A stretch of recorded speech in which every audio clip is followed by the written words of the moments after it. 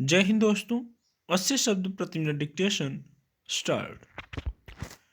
कुछ प्रतिभाएं बनती हैं और कुछ पैदा ही होती हैं।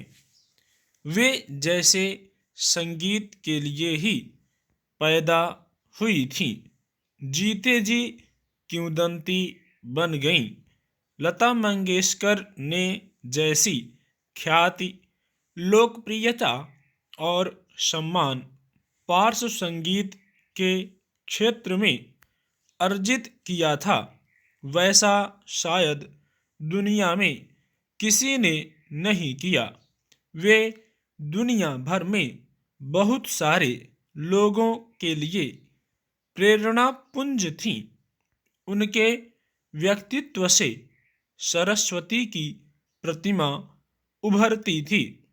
साधना तो सब करते हैं, पर वह उन्हीं में फलीभूत होती है जिनकी प्रतिभा का आयतन विराट हो।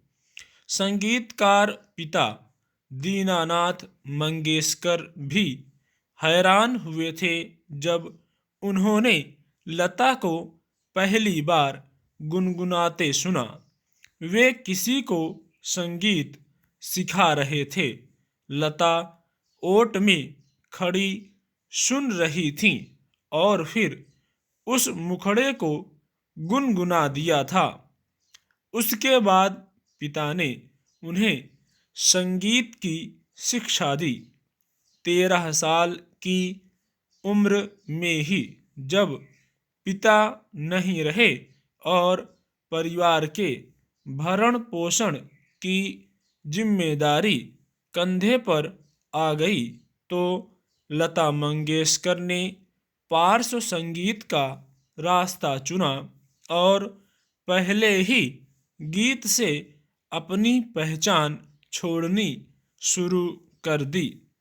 कुछ मराठी फिल्मों में अभिनय भी किया, पर वह रास्ता उनका नहीं था, उसे छोड़ दिया।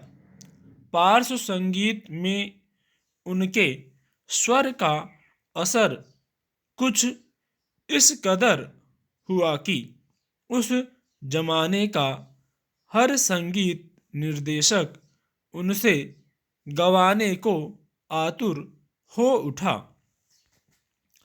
वे हर जमाने के हर संगीतकार की चहेती गायिका थीं।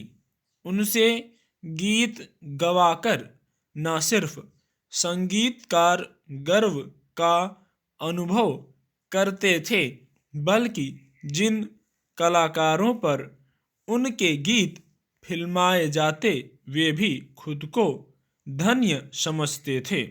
उनकी आवाज के रेशे इतने कोमल, मुलायम और चमकदार थे कि कोई भी गीत उनमें ढलकर जीवंत हो उठता था। यही वजह है कि 30 से अधिक भाषाओं में उन्होंने गीत गाए और हर भाषा में उनका वही असर बना रहा।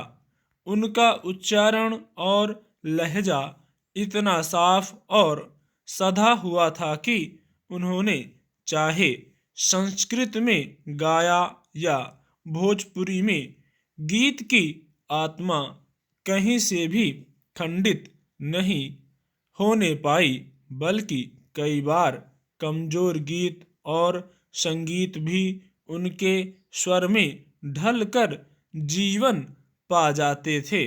उन्होंने हर मिजाज के गीत गाए, शास्त्रीय जमीन पर तैयार गीत से लेकर चुलबुले और मजाहिया अंदाज वाले गीत तक।